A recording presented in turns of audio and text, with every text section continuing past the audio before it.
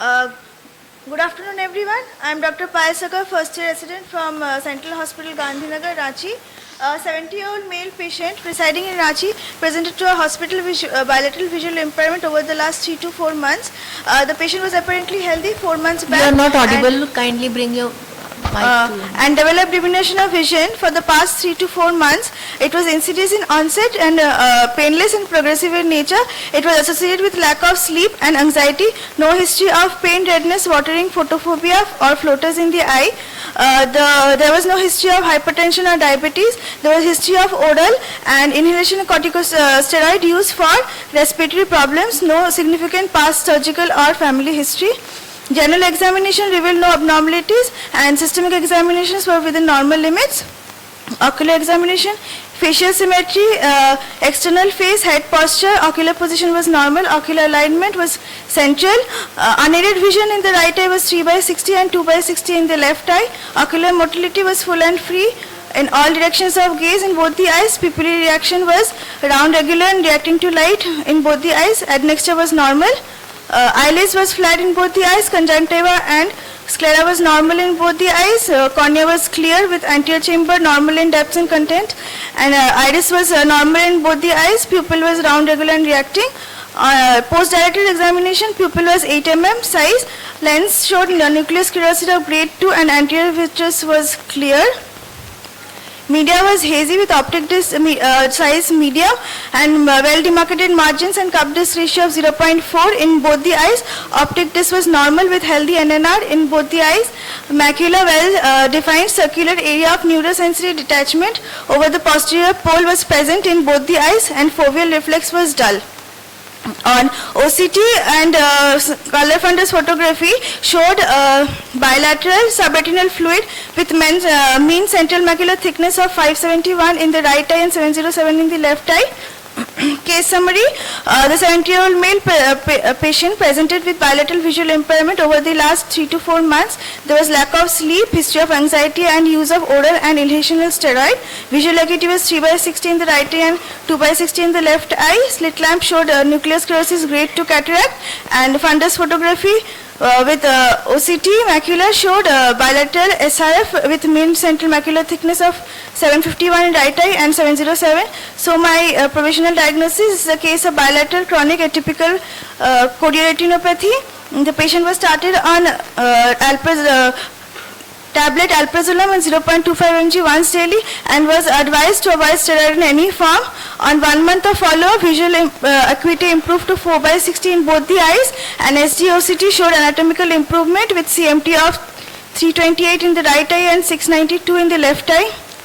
On 1 month of follow-up, visual acuity further improved to 5/60 in both the eyes and improving to 6/60 with pinhole.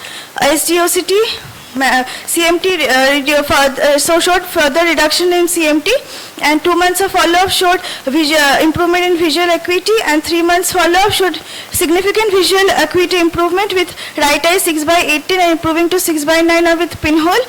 Left eye 6/36 and 6/18 with pinhole, and SD-OCT with central macular thickness of 209 in right eye and 201 in the left eye. These are some of the literatures which signifies that the significant role of anti-anxiolytics in treatment of CSCR. And the latest journal in IGO published in 2024 October that there is rapid resolution of CSCR within 3 to 4 weeks with anti-anxiolytics, and the recurrences rate are also reduced. Thank you.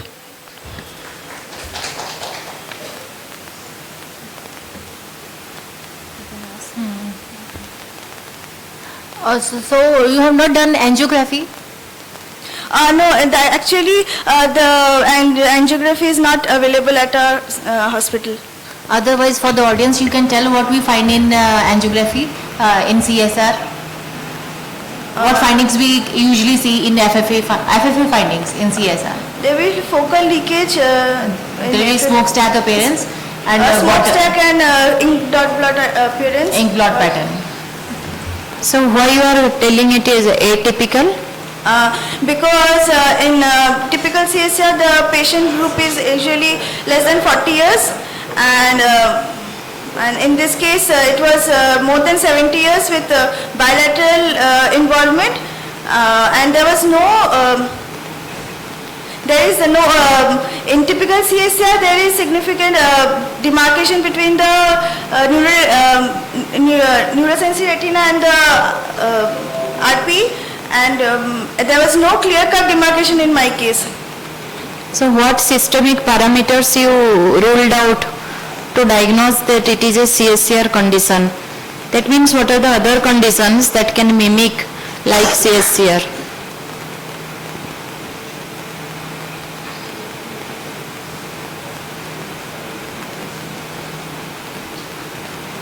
Okay.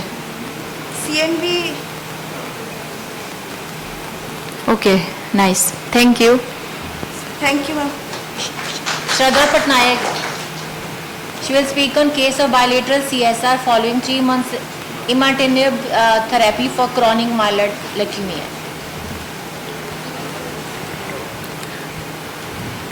Very good afternoon, everyone. Today, a case of bilateral CSR following 3 years of imatinib therapy for chronic myeloid leukemia. It's not changing. Slide. यहाँ पे 5 minutes show हो रहा है. The slide is not moving. Now. So we have a 42-year-old male, known case of chronic myeloid leukemia for the last 4 years. He has been on imatinib therapy, 400 milligram once daily for 3.5 years. 5 months back, he started noticing gradual deterioration of vision in both the eyes, not associated with pain or redness, no other systemic illness, and no history of any trauma or surgery. On ocular examination, the best corrected vision was 6/36 in right eye, 6/24 in left eye. IOP was normal. In the anterior segment, there were few pigmented keratoid precipitates and posterior synechiae in both the eyes. On fundoscopy, the foveal reflex appeared dull with some RP degeneration-like appearance. No evidence of any retinal hemorrhage or active vasculitis. On spectral domain OCT, there was neurosensory detachment involving the center with a brush border-like appearance, and the central foveal thickness was increased. On fluorescein angiography, there were multiple pinpoint leakages which expanded in the late stages. Considering imatinib as the probable cause of CSR, the treating physician was asked to change or discontinue the medication. The patient was asked to discontinue, and monthly quantitative RT-PCR was done for the BCR-ABL gene. The patient was then followed up. On 2 weeks follow-up, there is definitive increase in the central retinal fluid in the right eye and an improved vision of 6/24 in right and 6/9 in left. In 8 weeks follow-up, the OCT appears near normal with some RP degeneration in the right eye, the vision being 6/24 in right and 6/9 in left. Thus, a temporal relation to imatinib intake as well as improvement in the serous fluid with just 2 weeks of follow-up suggests a possible causative relationship between imatinib and CSR. On 6-month follow-up, the best corrected vision was 6/12 in right eye, 6/6 in left eye. The CML did relapse during the 5th month, and the patient was then started on nilotinib 300 milligram twice daily. The patient is still continuing with the same treatment and same vision. CML is a slowly progressive disease, and targeted therapy constitutes these tyrosine kinase inhibitors like imatinib, nilotinib, etc. There are many documented side effects of imatinib, and it is interesting to note that CSR is one of the side effects of another TKI inhibitors, that is trametinib. Retina has a high metabolic activity, and choroid, because of high vascularity, are important targets of anti-cancer drug toxicity. And fluid retention is one of the common adverse effects of TKIs, like periorbital edema, even pleural and pericardial edema. Imatinib cannot cross the blood-aqueous barrier, but it can do so when there is damage to the retinal microvasculature, because it inhibits the platelet-derived growth factor, which can disrupt the outer blood retinal barrier. There have been case reports where they have found bilateral cystoid macular edema as well as uveitis, which has improved with cessation of drug. Gorglas et al. Also reported a case of bilateral cystoid macular edema. In 2020, Mishra et al. Found a case of unilateral CSR, which they had treated with focal laser. Our case here shows features of bilateral chronic uveitis and CSR, where there has been improvement with cessation of drug, and a second generation drug like nilotinib has been well tolerated. Now, ocular side effects of anti-cancer drugs are often underreported and need more documentation. A treated patient of CML can achieve a full life expectancy. Hence, we should give them a good quality of life with proper vision. And we have moved on newer generation of drugs, newer treatment modalities. So we must choose what is best with the least side effect. Thank you.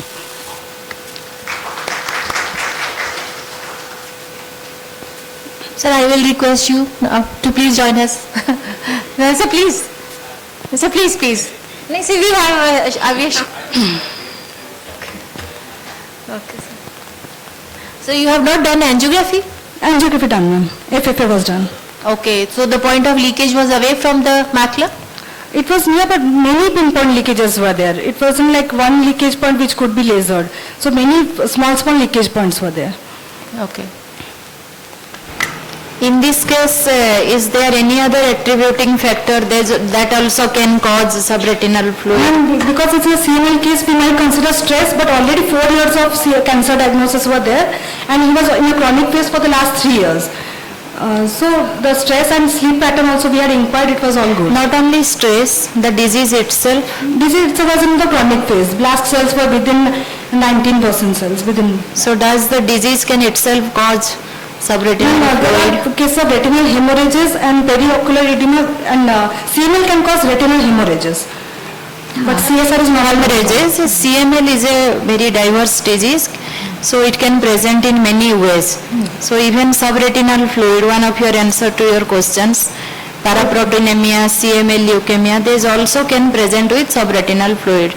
So in your case, it improved after cessation of imatinib therapy. It started improving. What is other most common side effect of imatinib therapy?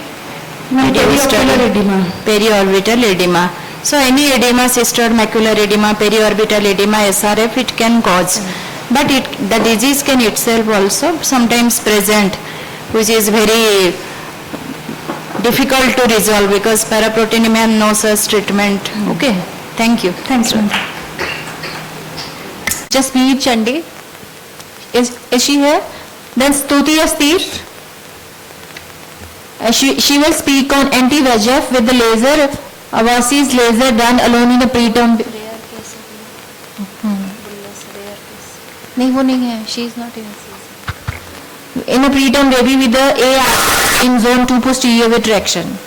Good evening. I'll be discussing a case of aggressive ROP which was treated with combination therapy in one eye and laser therapy in the other eye.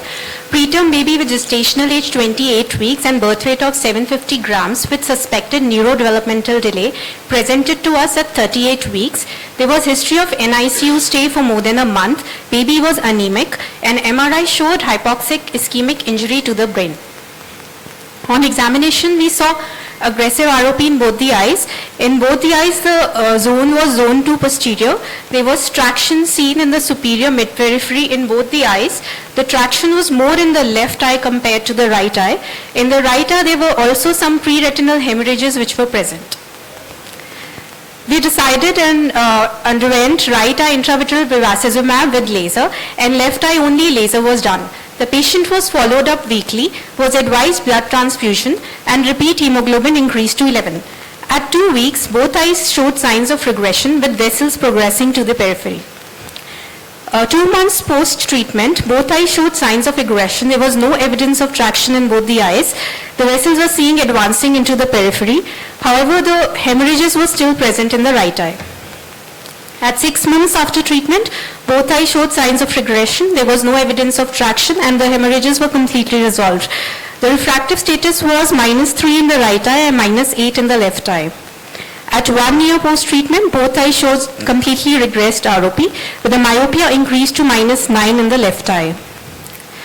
At the end of 2 months, lasered eye showed regressed ROP. At the end of 2 months, the combination therapy eye showed signs of regression, but they were persistent pre-retinal hemorrhages. At 6 months and 1 year, both eyes showed signs of complete regression. This was another case, similar case with aggressive ROP in zone 2 posterior, which was treated with laser. Anti-VEGF appears superior to laser for efficacy in treatment warranted ROP, especially in zone 1, posterior zone 2, and aggressive ROP.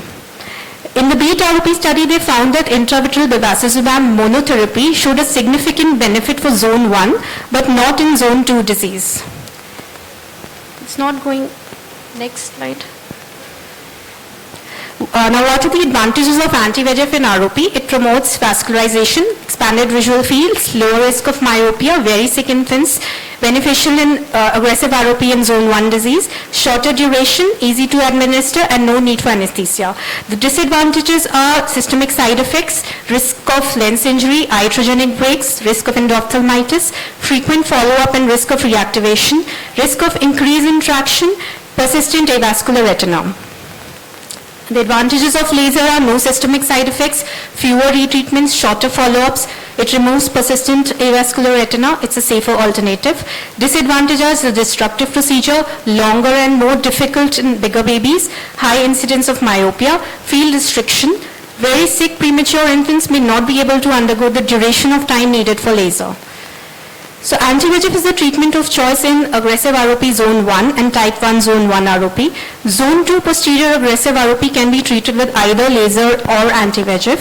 Use of anti-VEGF should be titrated depending on the systemic condition of the baby. Anti-VEGF treated eyes should be monitored for absorption of pre-retinal hemorrhage and signs of reactivation. Laser needs to be added in cases of persistent avascular retina or in cases of reactivation as a rescue therapy. Anti-VEGF should be used in caution in patients with evidence of traction to avoid crunch phenomenon. Anemia is an important predictor for disease worsening, and blood transfusions help in improvement of the disease. Thank you. It was very well documented and well presented case. Thank you, ma'am. So I just want to know what was the timeline difference between the anti-VEGF and the laser? Timeline difference? Difference between the, that is time of injection and the laser. In the right eye, actually we gave anti-VEGF and we started with laser in the periphery because to take care of persistent avascular retina. So it was done in the same sitting because the patient presented to us very late. So we were scared that it will progress very rapidly. So we gave anti-VEGF and started a peripheral laser in the first sitting itself. So there was no gap between the laser and the anti-VEGF. The left eye was just done, laser was only done for the left eye. So you want to add something on that? Please, Mike.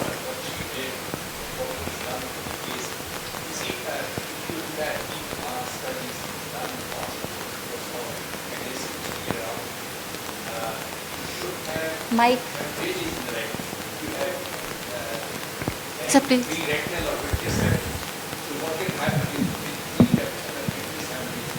In case you have that associated with aggressive ROP, you need to be very aggressive because that is where you would perhaps need laser immediately. You can't wait. And she very rightly waited for the left eye because there the vessels could progress more to the periphery. But at the same time, you see what has happened in this case. That is what we should also remember, that the both eye look at the refractive error. We blame more laser only, but the left eye has got much more refractive myopia. Yeah. So this has been seen. So sometimes we don't understand it. In aggressive ROP, myopia can otherwise be very high. So despite that left eye was lasered later, vessels would have gone more ahead. This and the myopia is -10 diopter, and in the right it is -4.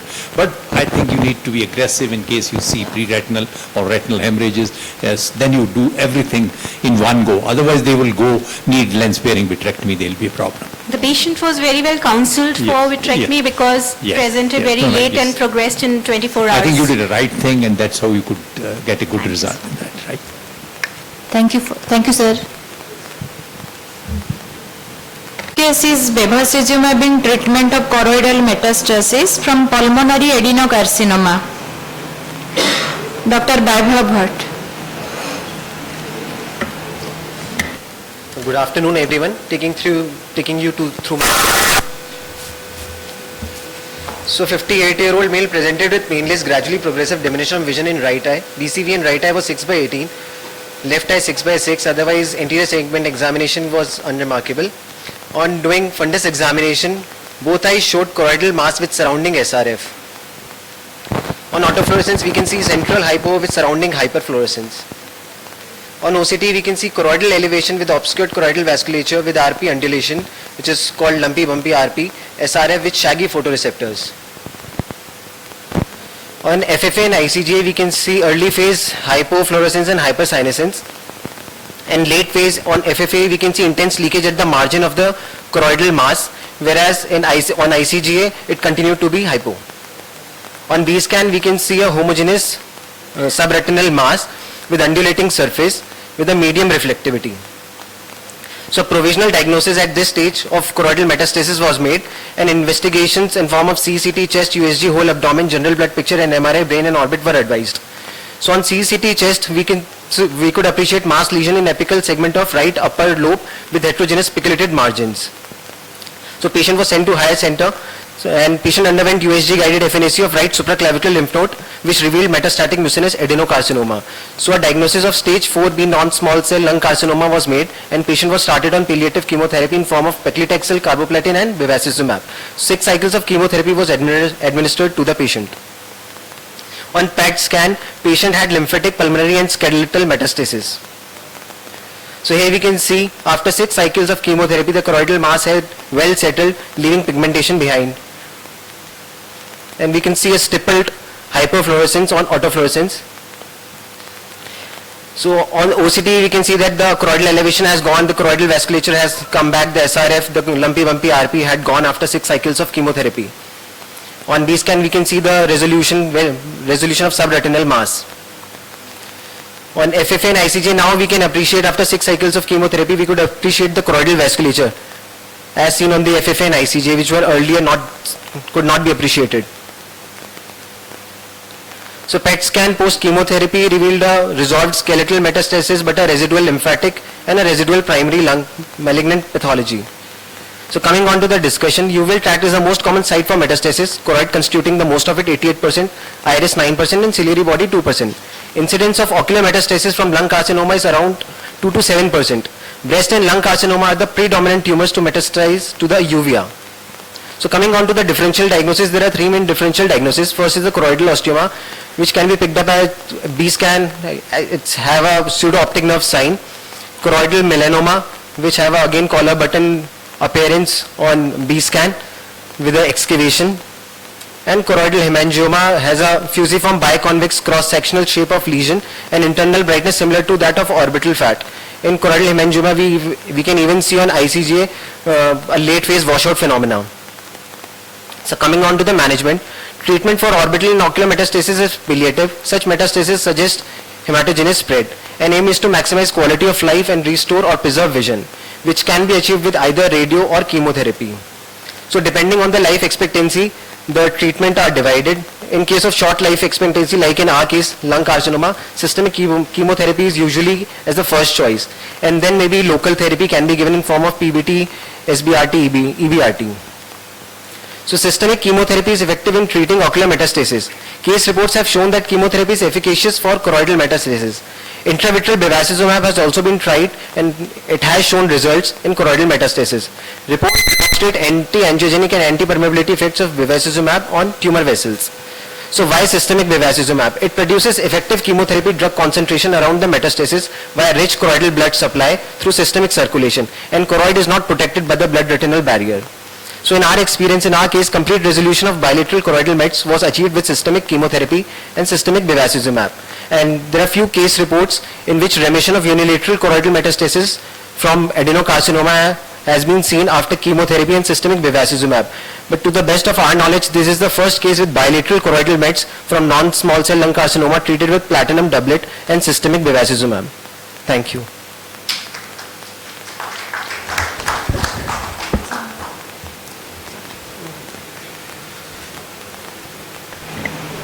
Very nice presentation. So in both I used bevacizumab along with chemotherapy. Systemic bevacizumab. Systemic. Systemic, yes ma'am. Systemic. We didn't use intravitreal. It resolved with only systemic bevacizumab and chemotherapy. Systemic bevacizumab. Okay. So and how long you followed up since the last treatment? When we followed up till 6 months, but then the patient succumbed to the complication, so he's no more. The last visit we had, he had complete resolution. Okay. So I think this case was from Saurabh. Yeah. So I just wanted to ask you, how do you, for the interest of the postgraduates here, the fellows or the young practitioners here, how do we differentiate between the secondary carcinomas versus paraneoplastic carcinomas like CAR, MAR, and even the B dump. Mike दे दो sir. What are the characteristic features between the secondaries versus the primaries? So we know that choroidal mets has a distinct, what he showed, what Dr. Weber showed, it has a speckled, it has a lumpy bumpy choroid, and you can see speckles in the subretinal space. And very clearly you can see that the choriocapillaries, because of the pressure, is thinned out. It's almost non-existent. In that area you will hardly see any choriocapillaries in the area of the infiltration. So those are mostly, because of the malignant deposits, the malignant spread. As opposed to that, B dump, what you mentioned, is a paraneoplastic syndrome, as is CAR and MAR. So they have distinct, presentations, and in B dump you will have more of a, like a pigmentation, and giraffe pattern. Giraffe pattern of pigmentation you'll see on autofluorescence and fluorescein angiography. And also autofluorescence is actually a very good method to pick up that giraffe pigmentation in B dump. And gas has described those yellow-orange, pigmented areas, but often in our race we don't see. I've seen a few cases of B dump, but it's very difficult to make out that pigmented, areas. But on autofluorescence it is picked up well. And there are these fine protuberances at the level of the RP. They are like almost like deposits at the level of the RP. So what made you to look into this case to send it for the systemic evaluation in this case? Yes, so exactly. So if you can show the OCT, the lumpy bumpy choroid is very, very characteristic, of METs. And there is no choriocapillaries in that area. Fantastic. So that was the point which we wanted to bring it out in this discussion, is because in case if it is a CAR, MAR or any of these paraneoplastics, most of these times in the initial phases the fundus looks absolutely normal. The patient comes with flickering of lights, flashes of lights, unexplained nyctalopia, or suddenly at the age of 60 going in for nyctalopia or night blindness, telling of flickering and flashes. Most of the times we think it's a neurological cause and send for MRI. That also comes normal. And if he is an alcoholic or a toxic amblyopia, we try to label it more like that. But we have to keep it in mind, any unexplained visual loss, especially the photosensitivity. The photosensitivity, the scotomas, unexplained visual loss, bilaterality are the features of the paraneoplastic. And why I am stressing that is because they don't have any of these features, as was shown in this case. So this has to be kept in mind. Any elderly who comes with these symptoms has to be worked up, because in the Western world we do lot of these workups, but in India we don't, because these are very not so common. Even the melanoma associated retinopathies are hardly 90 cases or so reported in the whole world.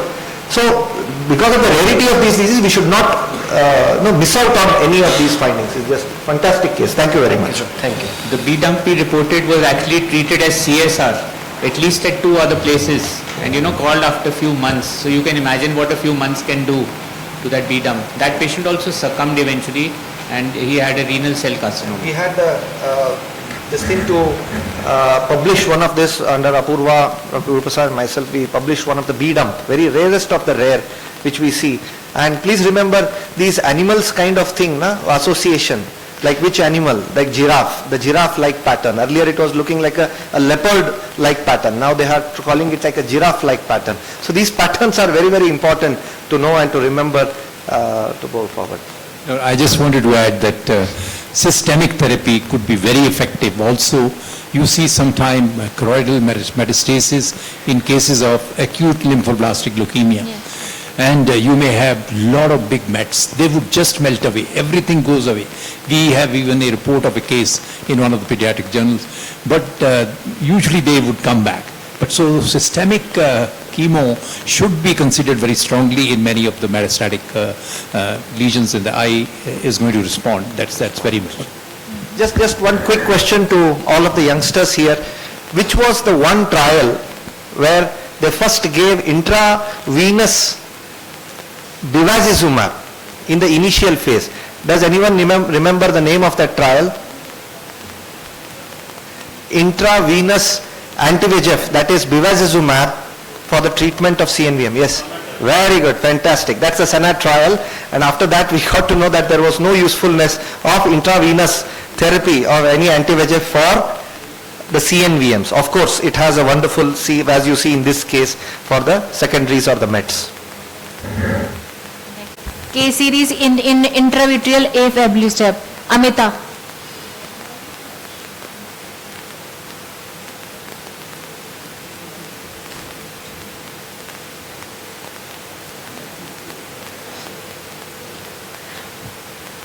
Good afternoon, everyone. Myself, Dr. Amita, President, Department of Ophthalmology, Lady Harding Medical College. I am presenting case series on intravitreal aflibercept. I have no financial disclosures. So the first case is of a 50-year-old female who presented with chief complaint of sudden onset painless diminution of vision in the left eye associated with metamorphopsia. The vision in the right eye was 6/6 and the left eye 6/60, and the fundus showed submacular hemorrhage in the left eye. The OCT of the left eye showed submacular hemorrhage along with notched PED and double layer sign. So the diagnosis of left eye submacular hemorrhage secondary to polypoid choroidal vasculopathy was made based on the presence of notched PED, double layer sign, isolated submacular hemorrhage with no other coexisting lesions anywhere else. The patient received left eye intravitreal 50 microgram of RTPA along with 0.3 ml of 100% C3F8 and was advised prone positioning. Post-op day 6, the vision improved to 6/24 and the submacular hemorrhage got displaced inferiorly. In 1 month's time, the subretinal bleed was completely cleared and OCT angiography was done which showed branching vascular network along with a polyp. Now the patient received monthly injections of intravitreal aflibercept, and after 3 injections, the vision improved to 6/6, and now the patient was kept on Prorineta regime and monthly follow-up. 6 months post the last injection, the vision still maintained 6/6 with OCT and OCT angiography showing no signs of disease activity. The second case is of a 55-year-old female with complaint of gradual onset painless diminution of vision in the right eye associated with metamorphopsia. The vision in the right eye was 6/24 and left eye 6/12. The fundus of both eyes showed confluent soft druseness at the macula, and the OCT bilaterally showed notched PED and druseness. So the diagnosis of both eye PCV was made, but since the patient had symptoms in the right eye, the intravitreal aflibercept injections were given in the right eye, and after 3 injections, monthly injections, the vision improved to 6/9 from 6/24, which was maintaining after 5 months. So in both our patients, the vision improved significantly after 3 loading doses of intravitreal aflibercept injections. Metamorphopsia reduced in both the patients, as is evident from the Amsler grid drawn by the patient herself pre and post treatment. Anatomically, the PED and CMT reduced in both the patients, and branching vascular network, though still present, there was no signs of activity. Earlier in AVEREST 2 trial, it was seen that combination therapy with PDT and ranibizumab was superior to ranibizumab monotherapy in terms of complete polyp regression. But in newer studies in PLANET study with new anti-VEGF like aflibercept monotherapy, it was seen that cessation rate of activity from polyp was up to 80%, which was also evident in our cases. The case 3 is of a 70-year-old female with complaint of diminution of vision in the left eye since 3 months. The vision was 6/12 in the right eye and 6/60 in the left eye. Bilateral fundus showed multiple druseness at the macula, and the left eye fundus also showed a yellowish subretinal membrane at the macula. The OCT of the right eye showed druseness and the left eye type 2 CNVM with SRF. So the patient was diagnosed with right eye dry RMD and left eye wet RMD with active CNVM, and after 3 injections of monthly intravitreal aflibercept, the vision in the left eye improved from 6/60 to 6/18 with no remaining intraretinal or subretinal fluid. According to VIEW studies, the intravitreal aflibercept 2 monthly injections after 3 initial monthly doses produced similar efficacy and safety outcomes as monthly injections of ranibizumab, thus reducing the treatment burden for the patients. None of our patients had any adverse events during the treatment course like raised IOP, intraretinal or subretinal hemorrhage, rupture PED, or intraocular inflammatory response. So the take-home message is intravitreal aflibercept injection monotherapy can be used for PCV, and wet RMD can be treated with fewer number of intravitreal aflibercept injections as compared to ranibizumab, thus reducing the treatment burden. Thank you.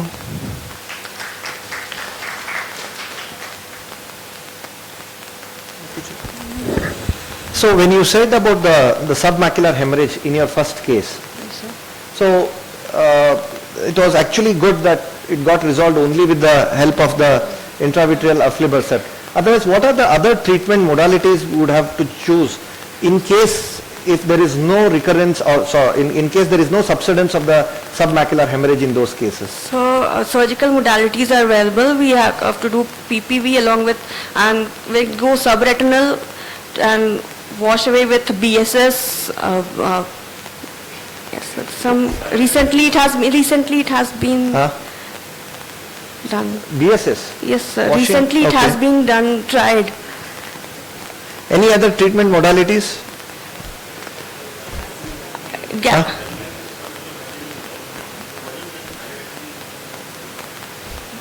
No, highlightomy, subretinal. it is sub, I'm not asking about the pre-retinal. The pre-retinal or the sub-highlight bleeds, you do a highlightomy. But these are subretinal.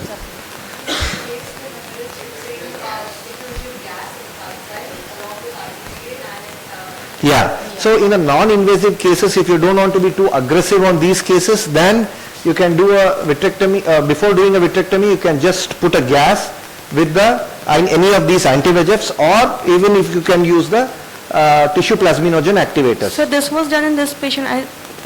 Sorry, first case you had used it. So that's what I'm telling you. This was only done, sir. So other cases is, if it doesn't resolve with that, then you go in and do a vitrectomy. Yes, and after vitrectomy, some people prefer to use intravitreal TPA, Yes. gas, and then try to tamponade or give an intravitreal injection.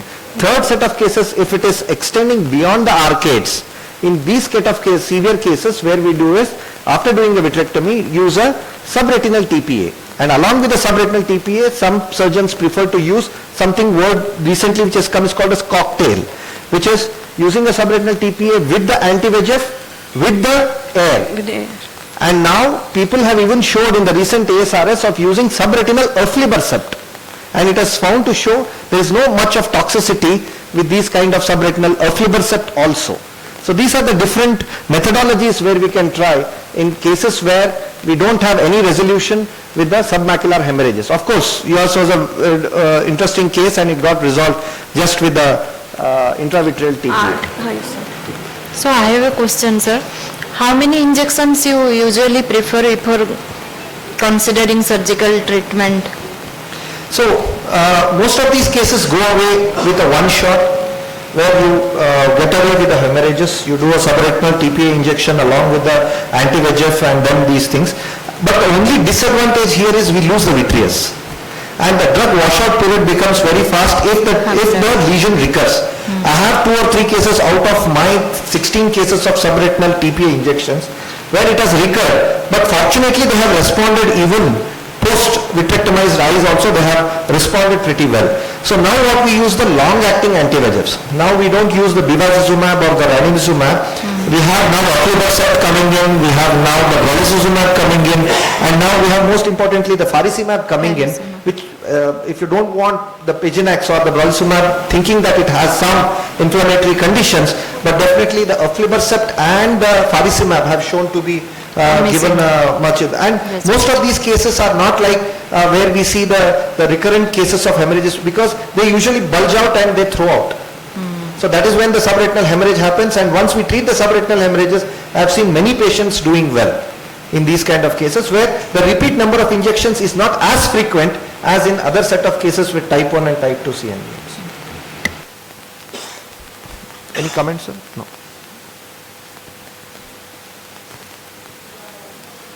Next case is rare case of lipemia retinalis leading to incidental detection of hypertriglyceridemia. Dr. Bhaskar Ghosh.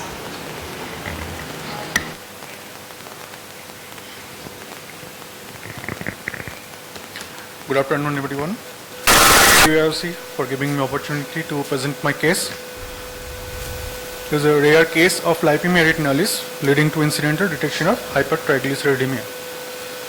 So we had a 37-year-old non-hypertensive male patient presented to our OPD for routine checkup. After examination, his base corrected visual acuity was 6/6 and 6 in both his eyes. Slit lag examination was uneventful. Our AT was done, IOP was normal in both of his eyes.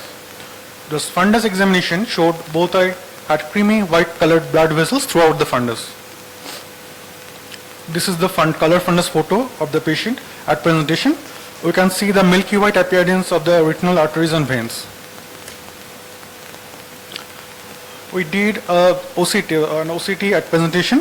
The hyperreflective and engorged retinal vessels were seen with prominent backshadowing. We did complete hematological investigations and all the reports came out normal except the serum cholesterol level came out 295, which was slightly higher than the normal range, but his serum triglyceride level was much higher than the normal range. It was 2250. So we referred the patient to the physician to control his triglyceride level. The triglyceride level became normal with oral medications. Patient came back after 3 months and we did a color fundus photo. We showed completely normal retinal arteries and veins, and his visual acuity was still 6/6 and 6 in both of his eyes. So first described by Dr. Albert Heil in 1880, lipemia retinalis is a rare manifestation of the hypertriglyceridemia characterized by abnormal creamy white appearance of the retinal arteries and veins. It is caused by hypertriglyceridemia with TGL level typically over 1000 mg per dl. It results from the light scattering from the triglyceride-laden chylomicrons in the plasma. This usually doesn't affect visual acuity unless it is associated with retinal vascular occlusion or inner retinal ischemia.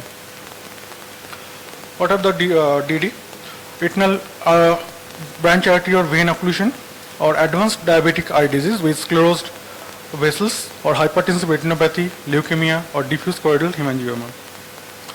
Investigation SDOCT, we already saw the OCT with hyperreflective and engorged retinal vessels with prominent backshadowing and white dots in the inner nuclear or ganglionic cell layers. DFA or ICG test was unremarkable. ERG may show some decreased A and B of amplitude in both rod or cone response. So conclusion, lipemia retinalis is a rare manifestation of the hypertriglyceridemia characterized by abnormal creamy white appearance of the retinal arteries and veins caused by hypertriglyceridemia level typically above 1000 mg per dl. And once triglyceride level returns to normal, the clinical ocular findings of lipemia retinalis quickly resolves within a week. This is a vital clinical sign of asymptomatic acute triglyceride elevations, which if untreated may lead to potentially lethal metabolic disorders and cardiovascular consequences including heart attack or stroke. It is quite easily manageable condition with medications and long-term life-threatening complications can be avoided. Thank you for your attention. Thank you, Dr. Bhaskar. All should clinically know the diagnosis lipemia retinalis. Thank you. Our next case is acute retinal necrosis with optic nerve enlargement and enhancement, a case report. Dr. Just one Anushka. comment I want to make on Dr. Bhaskar Ghosh's presentation. I think the importance of knowing the lipemia retinalis diagnosis and sending it to the physician is very, very important to save the life of the patient. Because if there is any delay, then as he said, can lead to catastrophe like metabolic complications, stroke, cardiac MIs and all those things. So basically what I have also come across one case where they do a dietary changes first, like less of carbs, less of fatty acids and all those things, or then they start the medications like fibrates or even statins. That is where the statin market is going on and the pharmaceutical companies are just blooming up with the statins. In more severe cases, I think they do a transfusion, the blood transfusion mechanism techniques, and in some cases even reported to do a ileal bypass surgery to decrease the level of the triglycerides. So the take-home message, as he said very importantly, is diagnosing it and sending it appropriately to the physician is very, very important in these kind of cases. Thank you. Nice presentation. Everyone, I'm Dr. Anushka Agarwala, currently a senior resident in PGI Chandigarh. Today I am presenting a case of a 46-year-old female patient resident of Himachal Pradesh who had a chief complaint of headache for the past 4 days, followed by which she had sudden diminution of vision in the left eye for the past 2 days. There was no similar episode, no trauma or no significant past illness. This was the fundus image that was shared by the primary physician to us.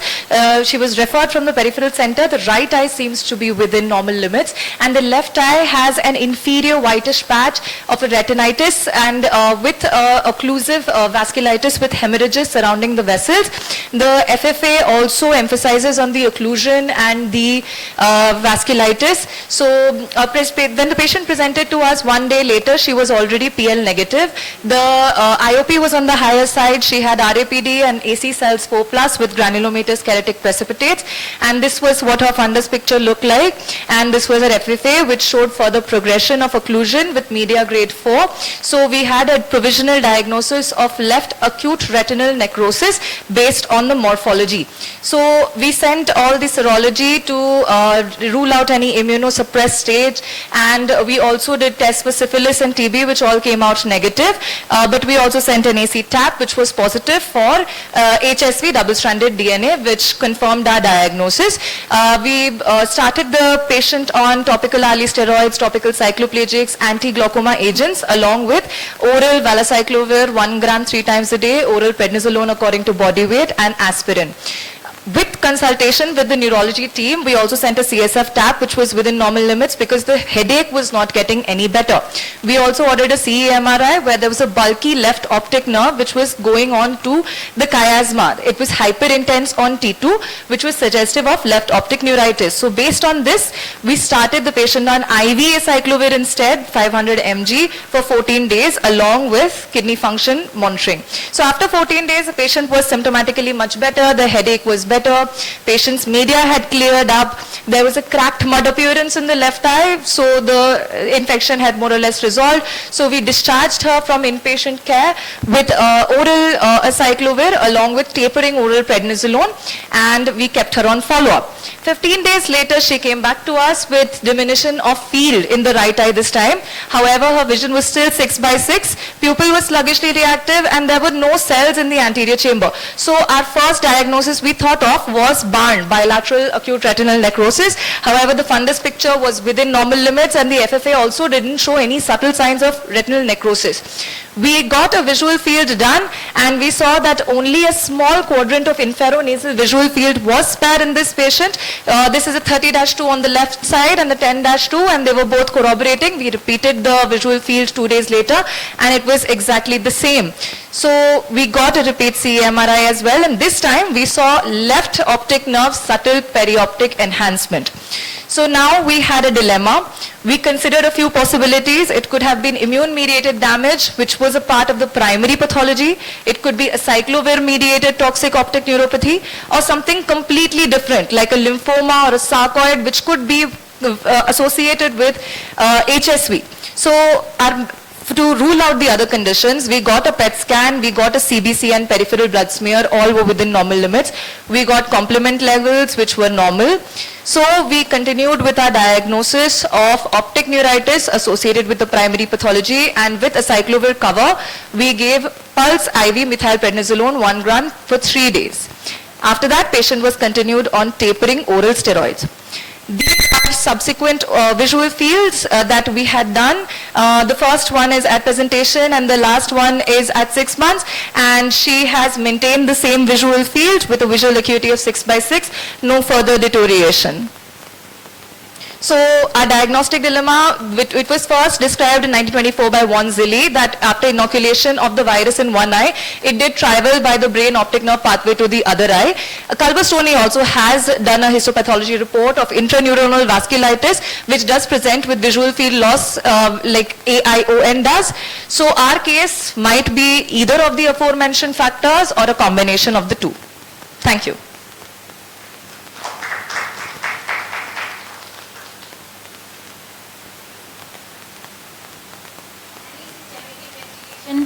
We should all carry in such cases, which is very important to save the life of the patient? Ma'am, first and foremost, immunocompromised status was taken care of, and we did think of malignancy also, although it was a remote possibility. We did get a CBC PBS in this case as well, peripheral blood smear, and other systemic investigations, because syphilis is also known as the great masquerader, we did rule out syphilis, and in our population TB as well. Okay, thank you. What was your maintenance period for acyclovir First time. We didn't stop the patient on acyclovir. The patient came back to us within 15 days. So she was already continuing with 1 gram TDS in the first time. Right now, the patient is off acyclovir, off steroids, and she is maintaining this visual acuity at 6/6 because it's already 6 months. I think Anushka brought out a very important case is where in these cases of ARN, after starting the antivirals, especially the acyclovir or valacyclovir or valganciclovir or whatever it is, we should also know when to start the steroids initially. So the steroids, probably the prednisolone will bring down the inflammation.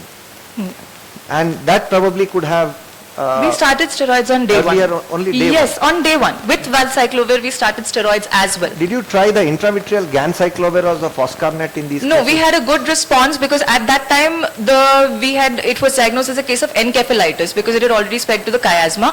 So instead of going intravitreal, we went for IV because it was a systemic kind of disease at that point. So it had a good response to the IV intravenous. So that's why we didn't consider any intravitreal ganciclovir. Yeah, so the important thing here is apart from using the acyclovirs and the steroids, also if it's not responding, then we should also think of giving the intravitreal ganciclovir or the foscarnet in these kind of cases. And we should also be careful about these cases in the long run because of the retinal necrosis which happens, they usually develop retinal detachment. So some authors, they prefer to do laser photocoagulation or if the retinal detachment happens, then they prefer to do a vitrectomy and try to detach the retina because they see that, okay, if it's not improving or if it's the same picture, I have even seen some surgeons doing a vitrectomy as a prophylactic procedure so that it should not develop the retinal detachment cause more on a retinal necrosis. I think very interesting case you brought about. Thank you very much, Anushka. Thank you, sir. Our next case is insight into bilateral chorioretinal coloboma, a case study analysis. Dr. Ankur Sharma.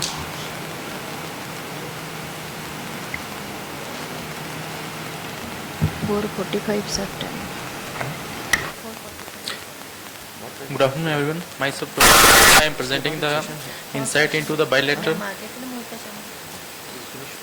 chorioretinal coloboma case study analysis. Let's first know about the complete coloboma and describe defect involving the optic disc, choroid, retina, ciliary body zonules, and lens and iris.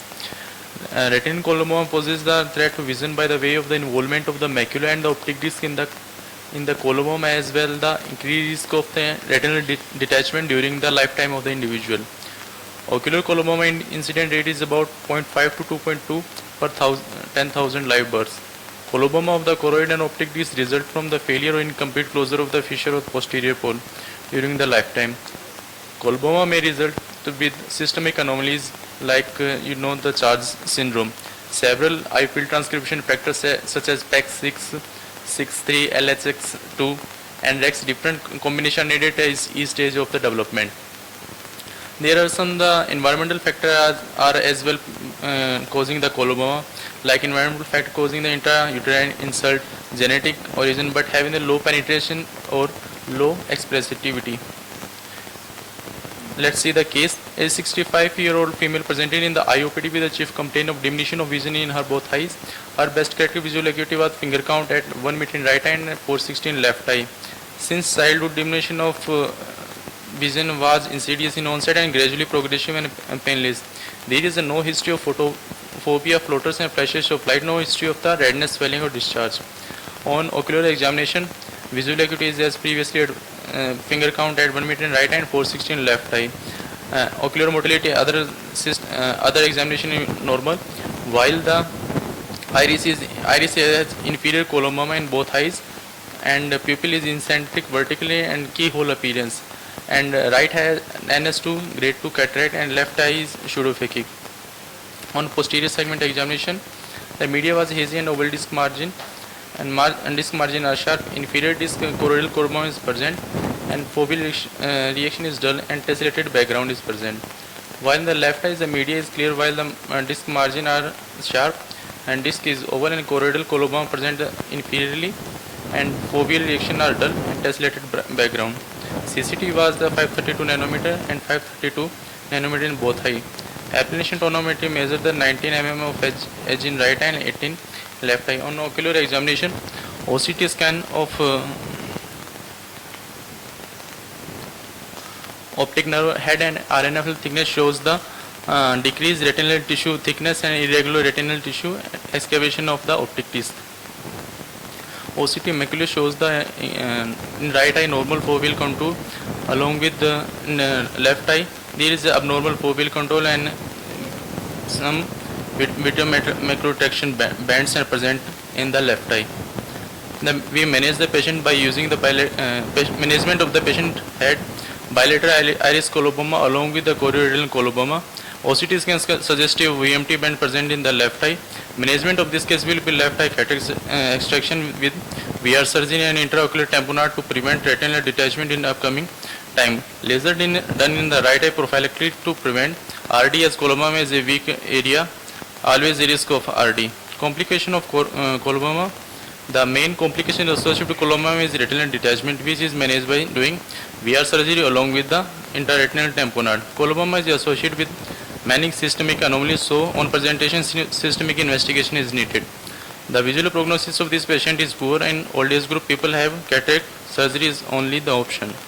Chronic cases of coloboma show CNVM changes in both eyes. Main treatment of the changes is anti-VEGF and the follow of the patient. Cataracts are the cataract in the chorioretinal coloboma are advanced, so the surgery should be planned early. Optimal option for the retinal detachment are PPV and long-acting intraocular tamponade. Prophylactic doing laser around the coloboma is a safer approach to avoid future retinal detachment. Long-term follow-up required to find new pathology like CNV and retinal detachment and cataract formation. Thank you.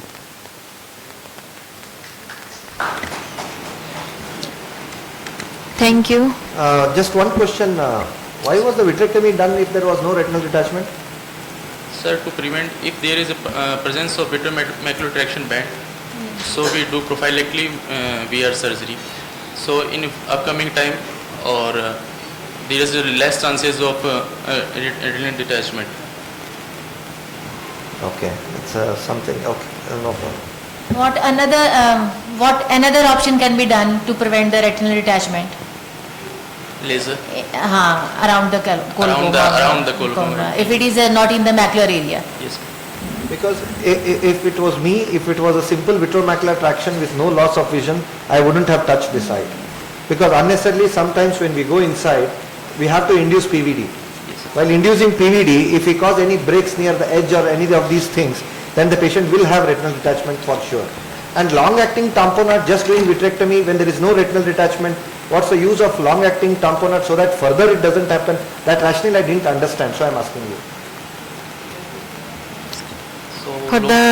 Okay, sir. Okay, in the interest of time, we'll discuss it during the dinner.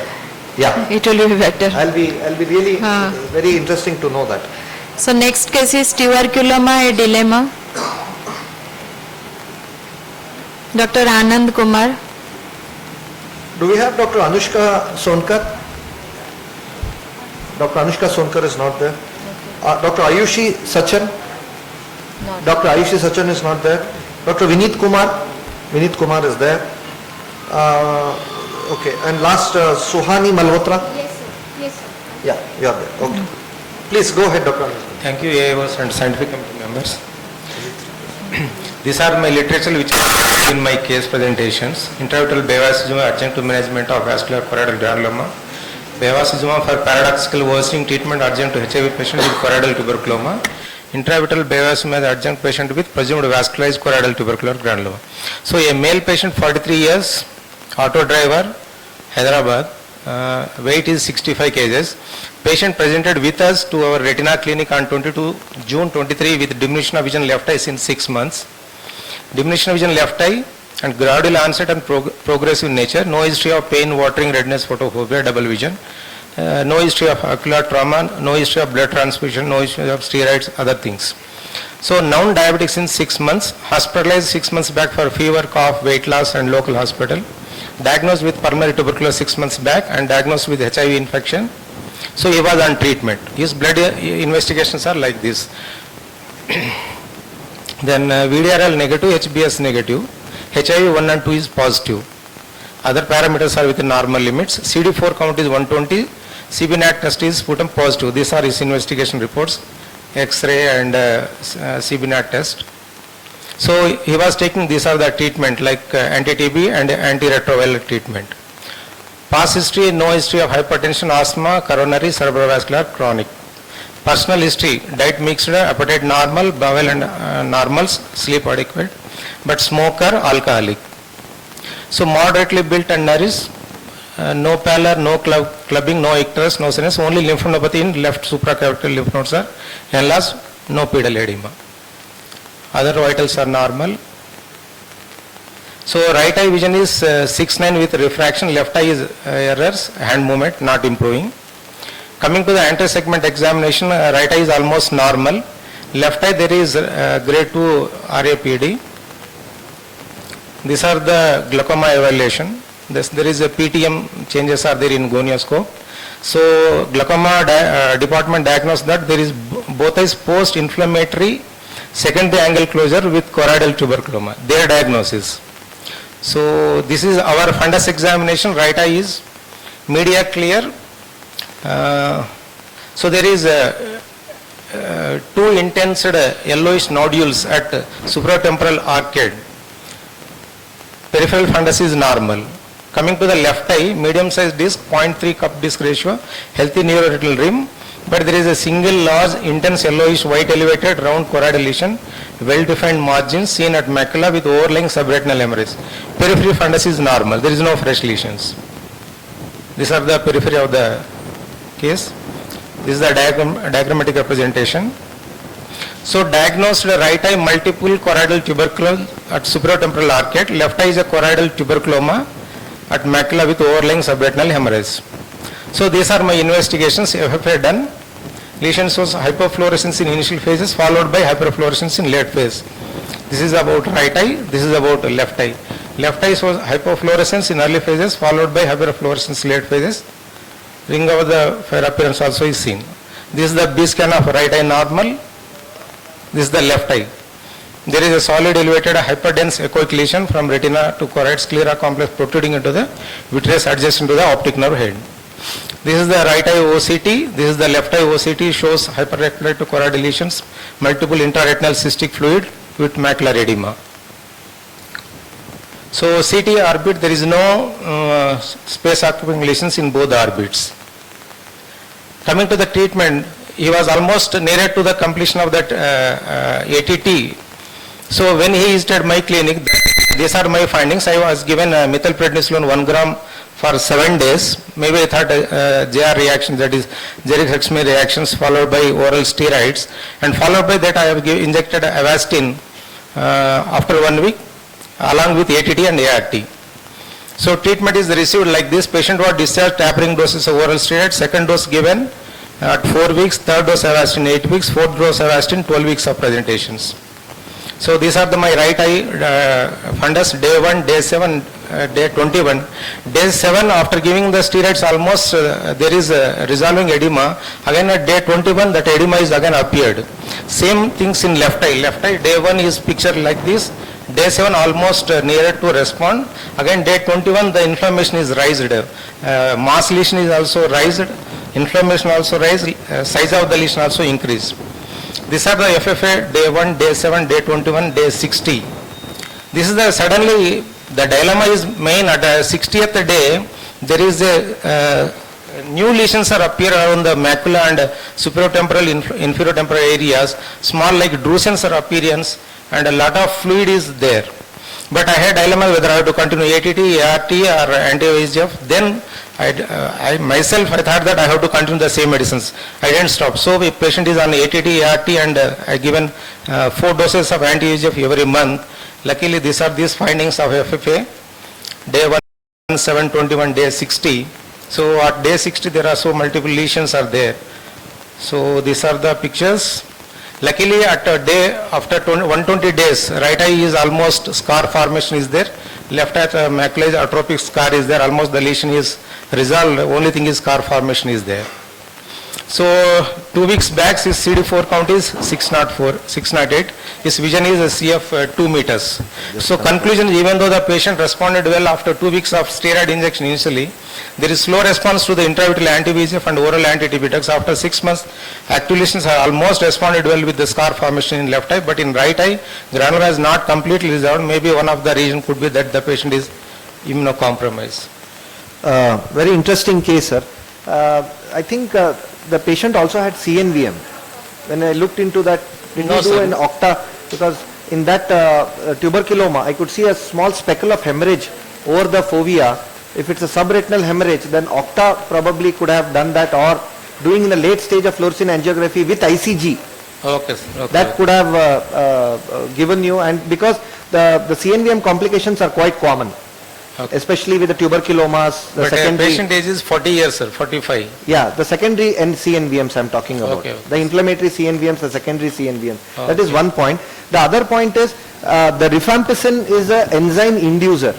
So in Yes. most of these cases, what happens is we think that it is worsening, but it is probably because of the inducer of the rifampicin that the steroid is not acting. So in these cases, we might have to increase the dosage of the steroids. Okay. So that one thing always has to be kept in mind, because it looks very straightforward case of tuberculoma, along with I think the sarcoid was ruled out, right? Yes, sir. Sarcoid was ruled out, and the TB tests all were positive. So looking at this, when you make a diagnosis of tuberculoma, also has to be kept in mind about the enzyme inducing action of rifampicin. And the TB granuloma, they are very specific to have hemorrhage overlying it. So the best way to differentiate clinically, you can differentiate between the two, TB granuloma and sarcoid granuloma. You will find a hemorrhage overlying in a case of a TB granuloma, but you won't find hemorrhage overlying the granuloma in sarcoid type. So they are VEGF driven granulomas, TB granulomas. So anti-VEGF vacuzumab, that is why work.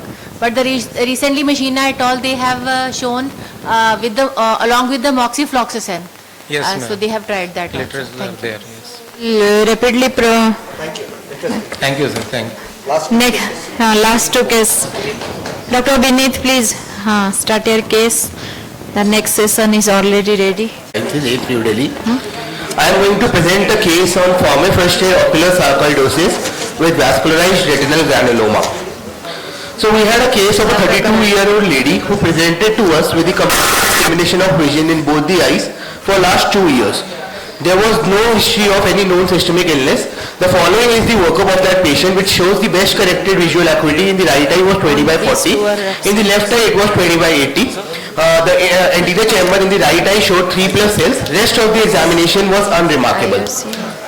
The fundus examination in the right eye, as we can see in the optos photo, showed ill-defined yellow areomatous lesions along the inferotemporal vascular arcade, as indicated by the yellow arrow. Along with similar such lesions were present along the superotemporal arcade. What we did was an OCT through the lesion along the inferotemporal arcade. The second picture here shows a granuloma which was exclusively involving the retinal layer. There was no choroidal involvement in this. Also, we did octa through the lesion. What we found was a neovascularization patch within this granuloma. So we went ahead and did a fundus fluorescein angiography of this patient.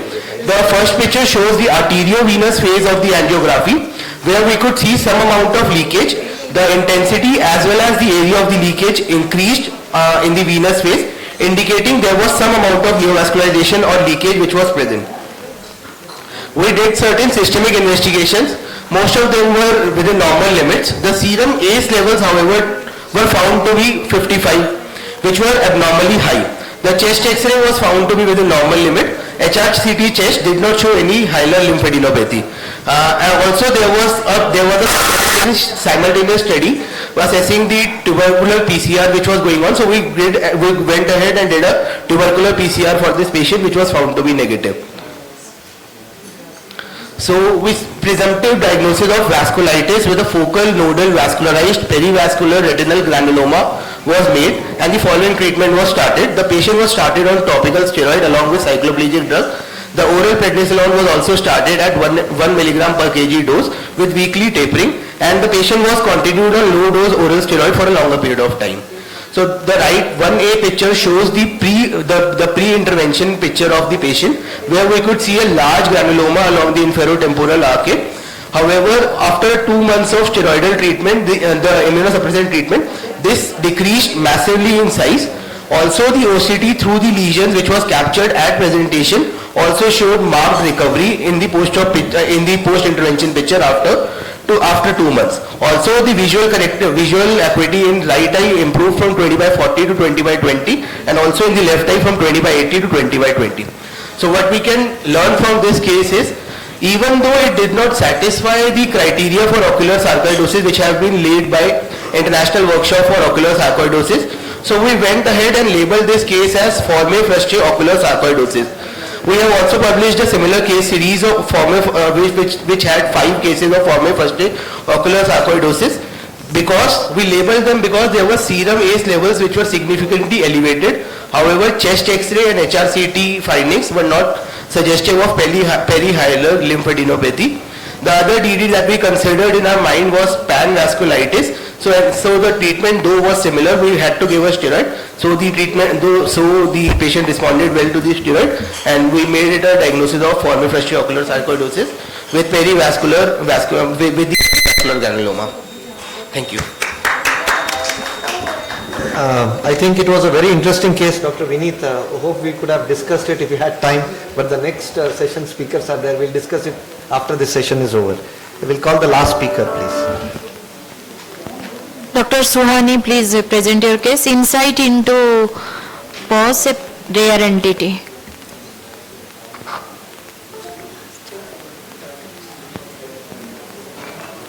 Timer at 4 minutes. 4 minutes. Say initiality of 5 minutes.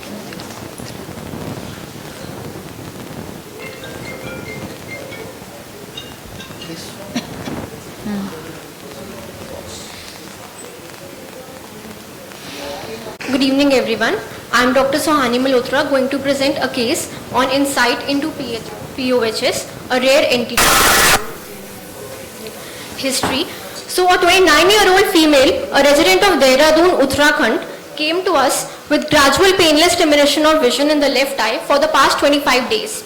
So the patient had a history of contact with pigeons that used to visit their old house. There was no systemic history.